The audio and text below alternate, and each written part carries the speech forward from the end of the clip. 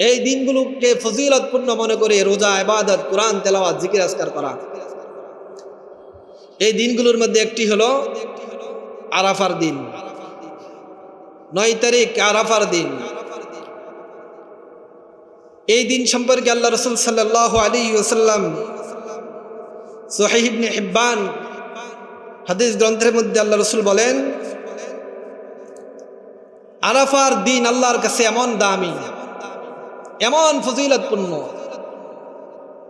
আল্লাহ রাসূল বলেন, এই আরাফার দিনে আল্লাহ তাআলা মানুষের নিকটবর্তী এসে যান। বলেন সুবহানাল্লাহ। মা মিন ইয়াউমিন আফজালু ইনদাল্লাহি মিন ইয়াউমি আরাফা।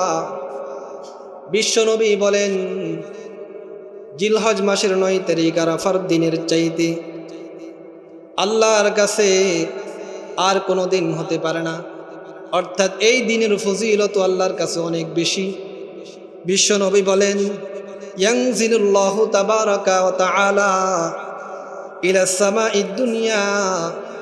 আল্লাহ এই দিনে 9 তারিখ জিলহজ মাসের 9 তারিখে আল্লাহ বান্দার নিকটবর্তী হয়ে যান, প্রথম আসমানে চলে আসেন, আল্লাহ বান্দার নিকটবর্তী হয়ে যান। আর আসমানওয়ালাদের উপরে অর্থাৎ ফেরেশতাদের উপরে গর্ব করে আল্লাহ বলতে থাকেন, উনজুরু ইলা ইবাদি, হে আমার ফেরেশতারা তোমরা আমার বান্দাদের দিকে তাকাও। উনজুরু ইলা ইবাদি, আল্লাহ পাক রব্বুল আলামিন ফেরেশতাদেরকে ডাক দিয়ে বলেন, তোমরা আমার বান্দাদের দিকে তাকাও। তোমরা বলেছিলে যে মানুষ দুনিয়াতে এসে নাফরমানি করবে, মারামারি করবে, তারা আমার নাফরমানি করবে, ইবাদত করবে না। আজকে তোমরা একটু তাকিয়ে দেখো, আমার বান্দারা আমাকে দেখে নাই, আমার আযাব দেখে নাই, জান্নাত দেখে নাই, জাহান্নাম দেখে নাই। তারা আজ 2 টুকরো কাপড় ছিলাইবিহীন পরিধান করে পাগলের মতো, মাথার চুল এলোমেলো, পাগলের মতো আমার রহমত পাওয়ার জন্য, আমার মাগফিরাত পাওয়ার জন্য, আমার দয়া পাওয়ার জন্য, আমাকে সন্তুষ্ট করার জন্য পাগলের বেশে চুল এলোমেলো, কোনো দামি পোশাক তাদের গায়ে নেই। দূর দূরান্ত থেকে অনেক কষ্ট করে সফর করে তারা আজকে আমার ঘরের নিকট উপস্থিত হয়ে গেছে। ও ফেরেশতারা তোমরা একটু তাকিয়ে দেখো আমার বান্দাদের দিকে। তারা আমার জান্নাত দেখে নাই, জাহান্নাম দেখে নাই। তারা আমার কাছে আমার রহমতের আশা নেই, আমার কাছে মাগফিরাতের আশা নেই, আমার রাজামন্দির আশা নেই। তারা আমার কাছে রোনাজারি কান্নাকাটি করতেছে। আল্লাহ পাক ফেরেশতাদেরকে ডাক দিয়ে বলেন, তোমরা সাক্ষী থাকো, আমি আমার এই বান্দাদেরকে আমি আজকে ক্ষমা করে দিলাম। আল্লাহ ফেরেশতাদেরকে ডাক দিয়ে বলেন, তোমরা সাক্ষী থাকো, আমি আমার এই বান্দাদেরকে ক্ষমা করে দিলাম। এমন ক্ষমা করলাম, তারা বাড়িতে ফিরবে এমনভাবে যেন তারা আজকে তাদের মায়ের গর্ভ থেকে নতুনভাবে জন্মগ্রহণ করেছে। বলেন আল্লাহু আকবার। আল্লাহ রাসূল সাল্লাল্লাহু আলাইহি ওয়াসাল্লাম বলেন, মান হাজ্জা লিল্লাহ রাজা'a কায়াউমিন ওয়ালাদাতহু উম্মুহু। যেই ব্যক্তি শুধুমাত্র আল্লাহর সন্তুষ্টির জন্য, দুনিয়াতে কাউকে দেখানোর জন্য নয়, দুনিয়াতে বাহাদুরি করার জন্য নয়, গর্ব করার জন্য নয়, পরিচিত হওয়ার জন্য নয়, শুধুমাত্র আমাকে সন্তুষ্ট করার জন্য যে ব্যক্তি এত কষ্ট করে আমার ঘর তাওয়াফ করবে, হজ করবে, আল্লাহ রাসূল বলেন সে এমনভাবে বাড়িতে ফিরবে যেন সে আজকে তার মায়ের গর্ভ থেকে দুনিয়াতে জন্মগ্রহণ করছে। এমন নিষ্পাপ হয়ে সে ঘরের মধ্যে ফিরবে। কিন্তু থাকতে হবে কি ইখলাস। হজ কার জন্য হবে? আল্লাহর জন্য। কার জন্য? আল্লাহর জন্য। প্রতিটি ইবাদত, হজ হোক, যাকাত হোক, নামাজ হোক, কুরবানি হোক, প্রতিটি ইবাদত কার জন্য হবে? আল্লাহর জন্য। যদি ইখলাসপূর্ণ আল্লাহর জন্য করা যায়, মুহতারাম হাজিরিন, আল্লাহ আপনার প্রতিটি ইবাদত নিশ্চিতভাবে আল্লাহ কবুল করে নেবে। ইখলাস এবং খালেস নিয়তের প্রয়োজন। মুহতারাম হাজিরিন, মুমিনের যদি খালেস নিয়ত থাকে, নিয়ত যদি ঠিক থাকে, আল্লাহ রাসূল বলেন আমার উম্মত যদি নিয়ত ঠিক থাকে, নিয়ত যদি খালেস থাকে, সে খানা খাবে, এর মধ্যে আল্লাহ ইবাদতের সওয়াব লিখে দিবেন। চাকরিতে যাবে, এর মধ্যে আল্লাহ তার আমলনামায় সওয়াবের সওয়াব লিখে দিবেন।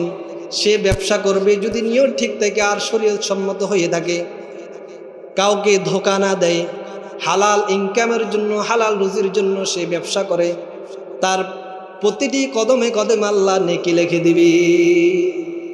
নিয়ত হলো জরুরি।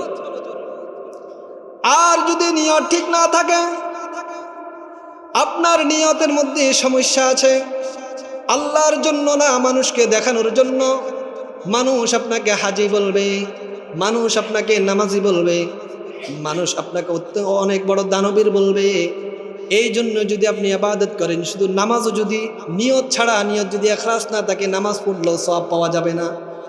আর যদি নিয়ত যদি ঠিক থাকে, আপনি চাকরি করবেন, ব্যবসা করবেন, বিভিন্ন পরিবারের কাজ করবেন, এতেও আল্লাহর নেকি লিখে দিবে।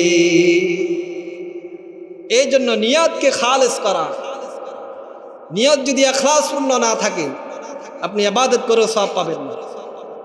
যে ইবাদতগুলো আমরা যেগুলোকে গুরুত্বপূর্ণ ইবাদত মনে করি, নিয়ত যদি ঠিক না থাকে, ইবাদতগুলো করেও আপনি আমলনামায় কোনো নেকি পাবেন না।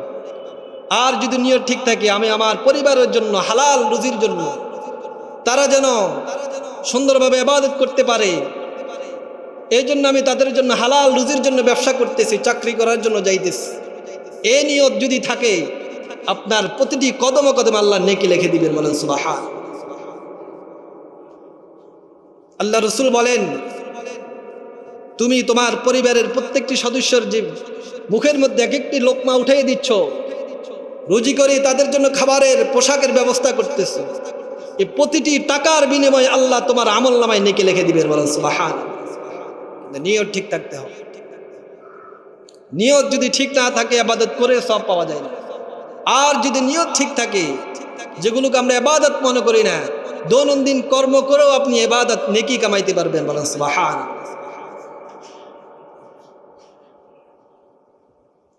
এই জন্য মুহতারাম হাজিরিন, বলতে চাইছিলাম, আরাফার দিন, এই 10 জিলহজের মধ্যে এক দিন হলো আরাফার দিন।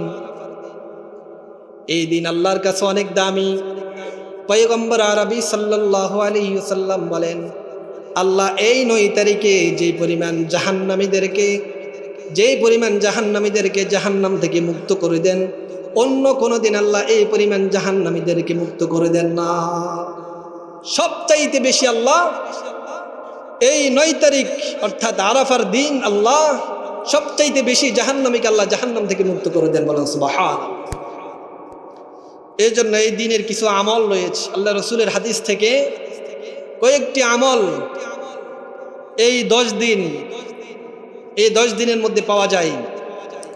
1 নম্বর আমল হলো কাসরাতুত তাসবিহ, বেশি বেশি তাসবিহ পড়া। বেশি বেশি কি পড়া? তাসবিহ পড়া। এই 10 দিন বেশি বেশি তাসবিহ পড়া। মুসনাদ আহমদের 5886 নম্বর হাদিস, হযরত আব্দুল্লাহ ইবনে ওমর রাদিয়াল্লাহু তাআলা তিনি বলেন, রাসূল সাল্লাল্লাহু আলাইহি ওয়াসাল্লাম বললেন যে এই 10 দিনের চাইতে দামি দিন আল্লাহর কাছে নেই। এরপর রাসূল বলেন, ফাআকসিরু ফীহিন্না মিনাত তাহলিল ওয়াত তাকবীর ওয়াত তাহমিদ। আব্দুল্লাহ ইবনে ওমর রাদিয়াল্লাহু তাআলা তিনি বলেন, বিশ্বনবী সাল্লাল্লাহু আলাইহি ওয়াসাল্লাম আমাদেরকে বললেন, সাহাবায়ে কেরাম তোমরা শুনো, এই জিলহজ মাসের প্রথম 10 দিন আল্লাহর কাছে অনেক প্রিয়, সুতরাং তোমরা এই 10 দিনের মধ্যে বেশি বেশি তাহলিল অর্থাৎ লা ইলাহা ইল্লাল্লাহ, তাকবীর আল্লাহু আকবার, তাহমিদ আলহামদুলিল্লাহ, এই 3টা তাসবিহ বেশি বেশি তোমরা পাঠ করো। 1 নম্বর হলো কি? লা ইলাহা ইল্লাল্লাহ, আল্লাহু আকবার, আলহামদুলিল্লাহ। এটাকে তাহলিল, তাকবীর, তাহমিদ বলা হয়। তাহলিল হলো লা ইলাহা ইল্লাল্লাহ, তাকবীর হলো আল্লাহু আকবার, তাহমিদ হলো আলহামদুলিল্লাহ। এই তাসবিহগুলো বেশি বেশি পাঠ করা। আল্লাহ রাসূল বলেন, আকসিরু ফীহিন্না মিনাত তাকবীর ওয়াত তাহলিল ওয়াত তাহমিদ। তোমরা বেশি বেশি এই 10 দিনে তাকবীর পড়ো, তাহলিল পড়ো, লা ইলাহা ইল্লাল্লাহ পড়ো, এবং তাকবীর পড়ো, আল্লাহু আকবার বলো। এই হাদিস শোনার পর হযরত ওমর ইবনুল খাত্তাব রাদিয়াল্লাহু তাআলা তিনি তার খেলাফত আমলে, আবু বকর রাদিয়াল্লাহু তাআলা উনি তার খেলাফত আমলে নিজেও পড়তেন এবং বাজারে গিয়ে লোকদেরকে পিটাই পিটা বাড়াইতেন, আদেশ করতেন, এই তোমরা এই 10 দিন চলতেছে ফজিলতপূর্ণ। ইউকাব্বিরান ফিস সুক, তারা বাজারে যাইতেন, নিজেরা পড়তেন, ওয়ায়ুকাব্বিরুন নাস, এবং মানুষদেরকে পড়ার জন্য উদ্বুদ্ধ করতেন। বলেন সুবহানাল্লাহ। মানুষদেরকে তালকিন করতেন। এই 10 দিন আল্লাহ রাসূল বলেছেন বেশি বেশি তাকবীর, তাসবিহ, তাহমিদ পড়া, তোমরা বেশি বেশি পড়ো। ব্যবসা করো, ব্যবসার ফাঁকে ফাঁকে আল্লাহু আকবার, আলহামদুলিল্লাহ, লা ইলাহা ইল্লাল্লাহ পড়া যায় কিনা? পড়া যায়। চাইলে আপনি প্রতি মুহূর্তে আপনি আল্লাহর তাসবিহ পড়তে পারেন, জিকির করতে পারেন, মুখে জিকির করেন, হাতে ব্যবসা করেন, কোনো সমস্যা নেই। আরেকটি হলো জিকির করা, বেশি বেশি, যেই কোনো জিকিরের মধ্যে কোরআন তেলাওয়াত হতে পারে, বেশি বেশি জিকির করা। আল্লাহ তাআলা বলেন, ওয়ায়াজকুরুসমাল্লাহি ফি আইয়ামিন মা'লুমাত আলা মা রাযাকাহুম মিন বাহিমাতিল আনআম। এই নির্দিষ্ট দিনগুলোতে তোমরা বেশি বেশি আল্লাহর জিকির করো। আল্লাহ কোরআনে আদেশ দিয়ে বলতেছেন, ওয়াজকুরুল্লাহা ফি আইয়ামিন মা'লুমাত, এই নির্দিষ্ট 10 দিনের মধ্যে তোমরা বেশি বেশি আল্লাহর ইবাদত করো, আল্লাহর জিকির করো।